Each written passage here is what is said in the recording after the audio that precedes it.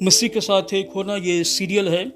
فطرت اور زندگی کتاب کا نام ہے، جب پٹکاک مصنف ہے، پروڈیوسر ایمانویل اسلم، آواز میں شہزاد شوکت، اور یہاں پر ہم دیکھ رہے ہیں صفحہ نمبر 69 یعنی 69 ہے، اور یہ بقیہ حصہ ہے خمیر کا، یسٹ کا۔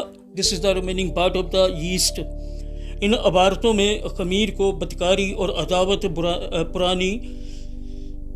پرانی عداوت، گھری ہوئی زندگی، جھوٹے نظریات اور غلامی سے تشبیہ دی گئی ہے۔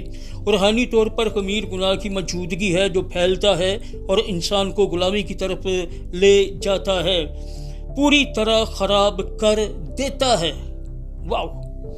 بے خمیری روٹی یسوع کی علامت ہے۔ روٹی کو پوری طرح خمیر سے پاک ہونا چاہیے تھا، کیونکہ یسوع پوری طرح گناہ، بدی اور خرابی سے پاک ہے، اور وہ خالص بے خمیری روٹی کی صحیح تکمیل ہے۔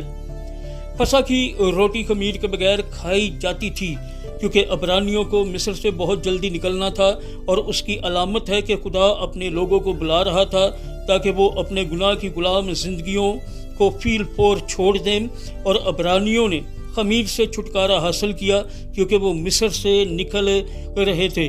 وہ اپنی غلامی سے آزاد ہو کر خدا کے ساتھ نئی زندگی میں داخل ہو رہے تھے۔ اس طرح خمیر ملی ہوئی کوئی چیز کھانا ان کے لیے اپنے اندر گناہ اور غلامی کو لینا اور مصر کو سچ مچ چھوڑنے میں ناکام ہونا تھا۔ اس لیے جو بھی خمیر کھاتا وہ اسرائیل سے خارج ہو جاتا۔ خدا کا حکم بالکل واضح تھا، خدا کے لوگ اپنی آپ کو پوری طرح مصر میں اپنی غلام زندگیوں سے علیحدہ کریں۔ یہ حکم صرف انہی کے لیے نہیں تھا بلکہ ہمارے لیے بھی، اور یہ ہمارے لیے ایک مضبوط بلاہٹ ہے تاکہ ہم اپنی غلامی سے رہائی پائیں اور اپنے گناہ کو پوری طرح چھوڑ دیں، ورنہ یہ پھیلے گا اور ہمیں ایک بار پھر غلام بنا لے گا۔ بے شک آگے ہے خلاصہ سمری، حوالہ جو دیا گیا ہے وہ نوٹ فرمائیے گا۔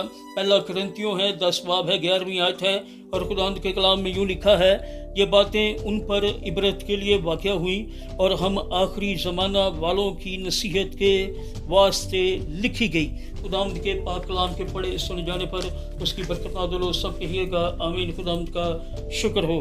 مسیح کے ساتھ ایک ہونا سیریل ہے، فطرت اور زندگی کتاب کا نام ہے، جب پٹکاک صاحب مصنف، پروڈیوسر ایمانویل اسلم، آواز میں شہزاد شوکت، یہ صفحہ نمبر 69 ہے، 69 ہے۔